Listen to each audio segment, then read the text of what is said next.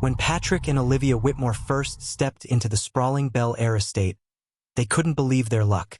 The house, once owned by the legendary Quincy Jones, had been on the market for years, an architectural marvel with floor-to-ceiling windows, a grand piano still stationed in the sunlit living room, and a recording studio that had once birthed music history.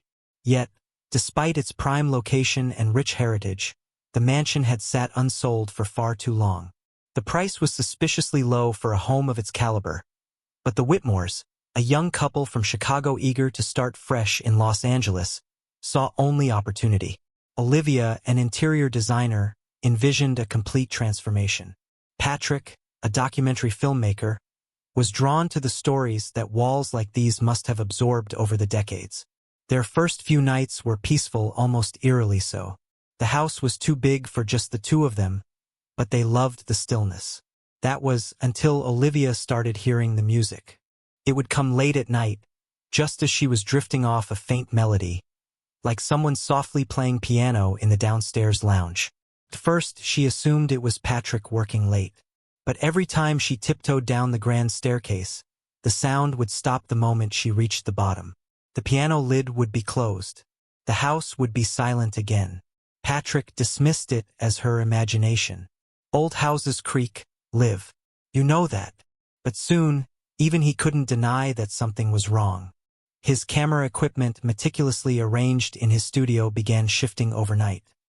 He would set up his tripods before bed, only to find them collapsed in the morning.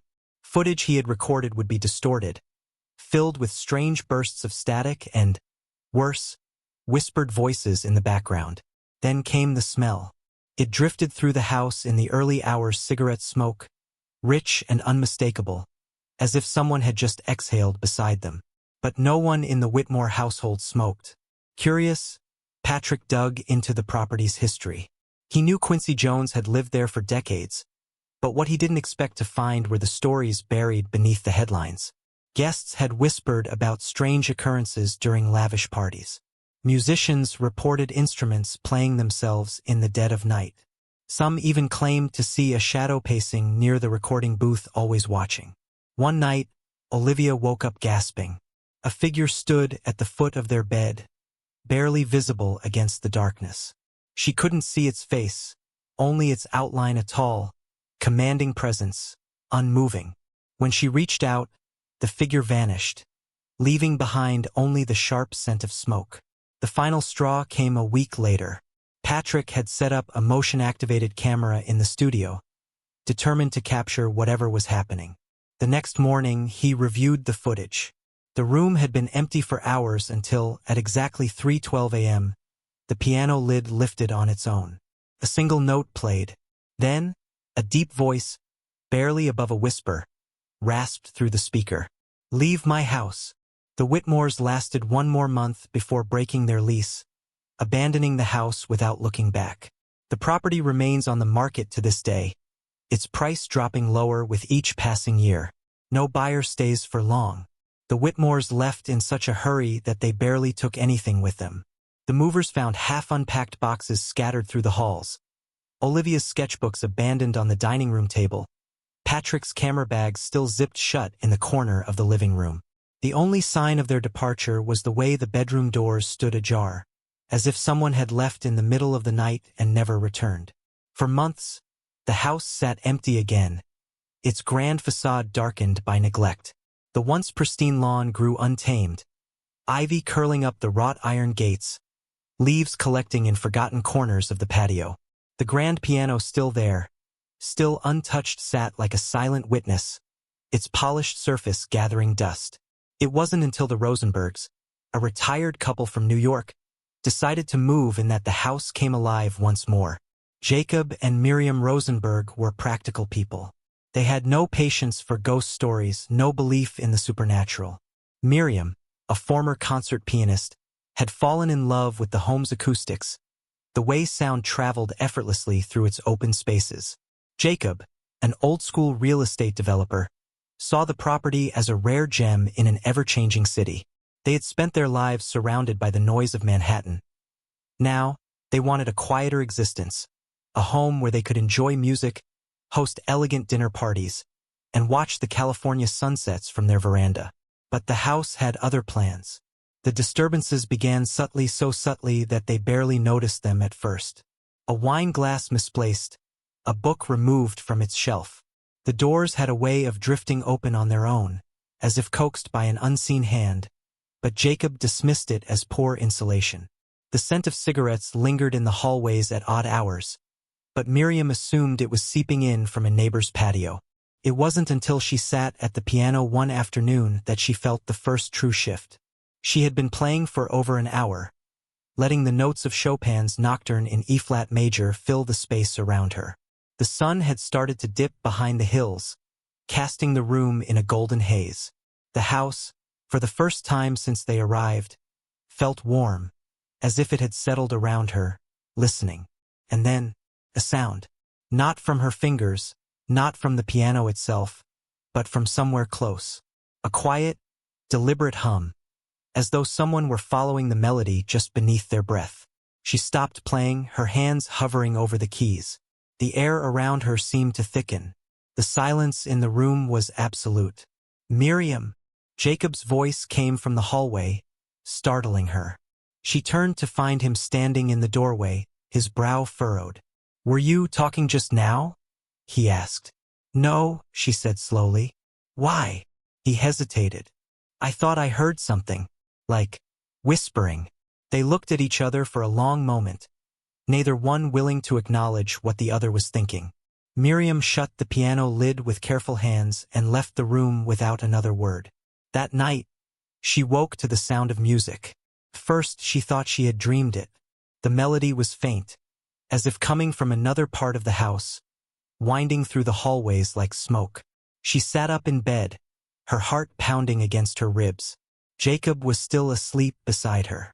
The room was dark, the curtains shifting slightly in the night breeze. But the music continued low, deliberate notes played with the precision of someone who knew exactly what they were doing. She threw off the covers and stepped into the hallway. The house stretched out before her, its long corridors bathed in shadow. She followed the sound, bare feet moving silently against the cool marble floors, past the framed photographs they had hung only days before. The music led her downward, through the grand foyer, past the library, into the lounge where the piano sat waiting. The lid was open.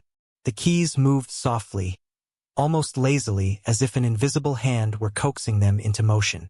A single, sustained note hung in the air, vibrating deep into the walls. And then, just as suddenly as it had started, the music stopped. Miriam exhaled, her breath unsteady. She stepped forward, pressing her fingertips against the keys. They were cold beneath her touch, unyielding. There was no one there. Just as she turned to leave, she caught something in the reflection of the window, a figure, tall and still, standing just behind her. She spun around. Nothing. Only silence, thick and heavy. The scent of cigarette smoke curled through the room.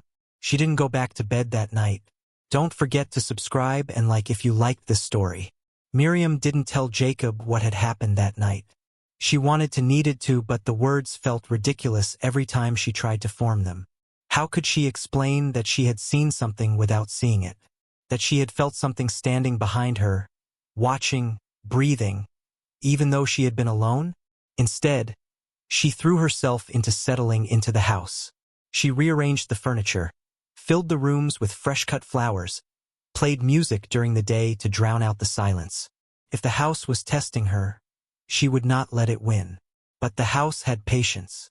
Jacob, ever the skeptic, carried on as if nothing was wrong. He spent his mornings out on the terrace reading the Los Angeles Times, his afternoons fussing over their wine collection, and his evenings watching old Hollywood classics in the den. He never heard the whispers. He never noticed the shifting shadows. But he did notice when things began to move. First, it was small. The car keys left on the kitchen counter would turn up on the coffee table. A chair in the dining room, always tucked in neatly, would be pulled out just slightly when they woke up.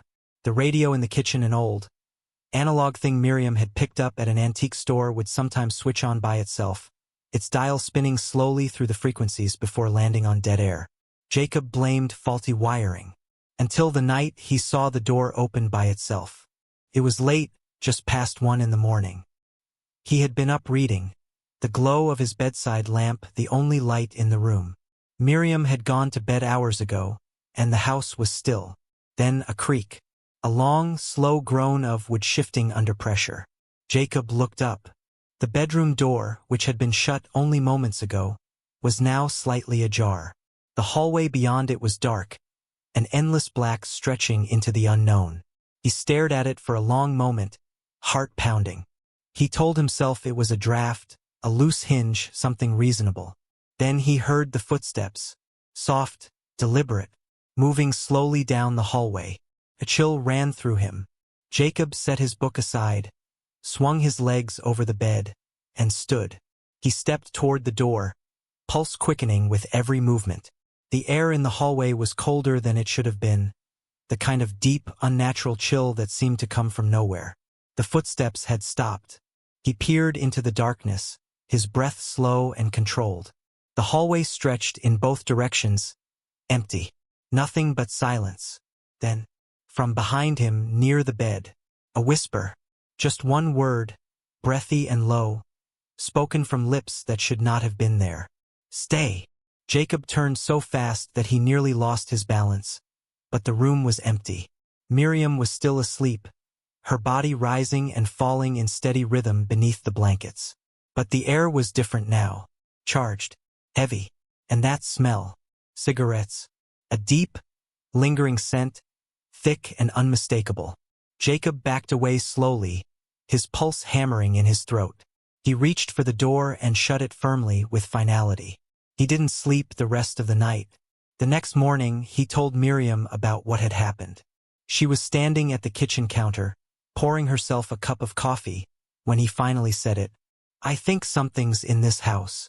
Miriam froze for just a second, just long enough for him to notice before she set the coffee pot down with careful hands. She didn't look at him right away. Then, after a long pause, what do you mean? Jacob hesitated. He wasn't even sure what he meant. He wasn't a superstitious man. He had always prided himself on logic, reason. He had spent his entire life dismissing ghost stories, rolling his eyes at anything that couldn't be explained by science. But he had heard that voice. He knew he had heard it. He exhaled, rubbing a hand over his face. I don't know, he admitted. Something doesn't feel right. Miriam was quiet. Then, without meeting his gaze, she said, I think I know what you mean. She told him about the music, about the piano playing on its own, about the figure in the window reflection, about the feeling of being watched. By the time she was done, the kitchen felt smaller, like the walls had closed in just a little. Jacob swallowed hard.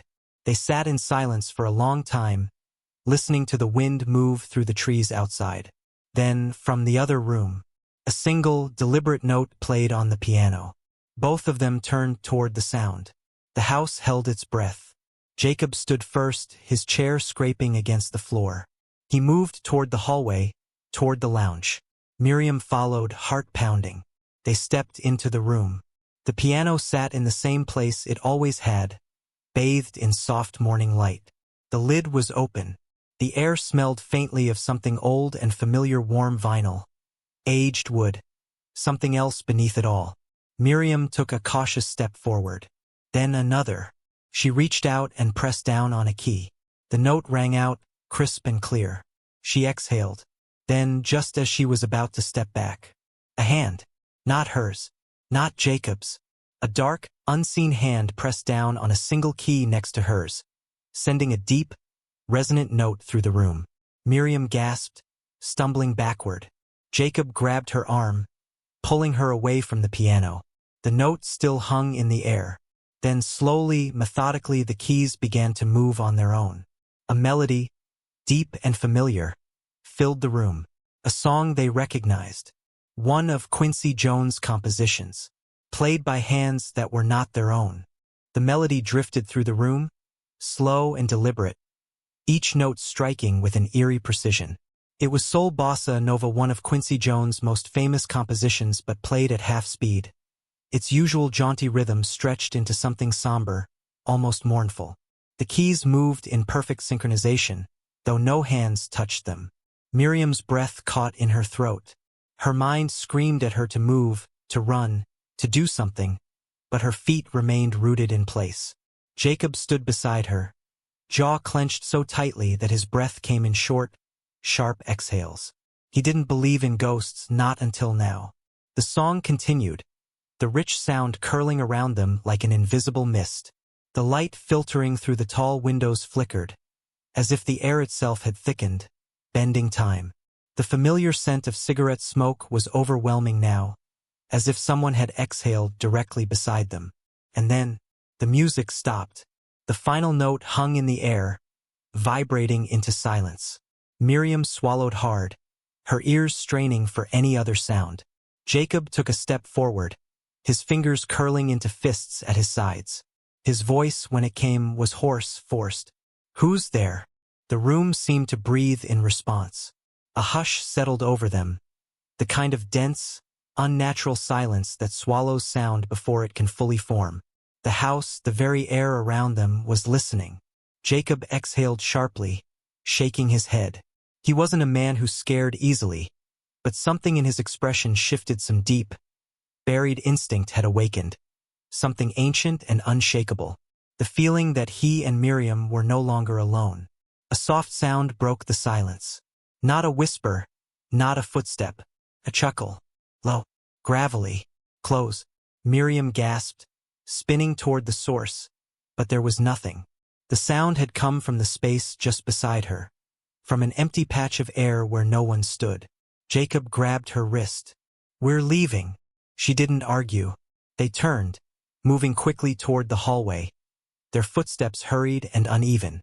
The moment they stepped out of the lounge, a thud sounded behind them like a piano lid slamming shut. Miriam flinched, but she didn't dare look back. Jacob pulled her through the hallway, past the grand staircase, past the gleaming framed records that hung on the walls like silent witnesses. The air felt heavier with every step, pressing down on them, urging them out. They reached the front door. Jacob yanked it open. The warm Los Angeles afternoon rushed in, too bright, too real compared to the dim, haunted hush inside the house. And then, just as Miriam stepped over the threshold, just as she thought they had escaped, a voice, not a whisper this time, not a laugh, a deep, unmistakable voice, clear as day. "You'll be back." Miriam whirled around. No one was there, only the house, standing in the afternoon sun, quiet and still, as if it had never spoken at all. Jacob and Miriam never spoke as they drove away from the house, their hands clenched tight around the steering wheel and door handle, their breath shallow. The sun was bright overhead, the streets alive with movement, cars honking, joggers pacing along the sidewalks, the distant hum of the city. But none of it felt real. They checked into a hotel in Beverly Hills that evening, their Bel Air mansion left in the rearview mirror like a bad dream. But even as Miriam showered, scrubbing the lingering scent of smoke from her skin, even as Jacob downed 2 glasses of whiskey at the minibar, they both knew the house had not let them go. That night, Miriam dreamed of the piano. She saw it bathed in moonlight, its keys moving on their own, playing the same slow, deliberate melody. A shadow sat at the bench, not fully formed. Not a man, but an outline of one. The scent of cigarettes thickened the air, swirling around her, filling her lungs. She felt something touch her wrist. Not flesh, not fingers' pressure. A weight, and then, she woke, gasping, heart hammering against her ribs. The hotel room was dark, silent, but the weight on her wrist remained. She sat up, breath ragged, and looked down. Her wrist, where something had touched her in the dream, was smeared with a thin layer of dust. Piano dust. She woke Jacob with a frantic shake. He groggily sat up, mumbling something incoherent. But when he saw the dust on her wrist, his face drained of color. "We have to go back," she whispered. Jacob blinked at her, stunned. "Go back? Are you insane?" She wasn't sure.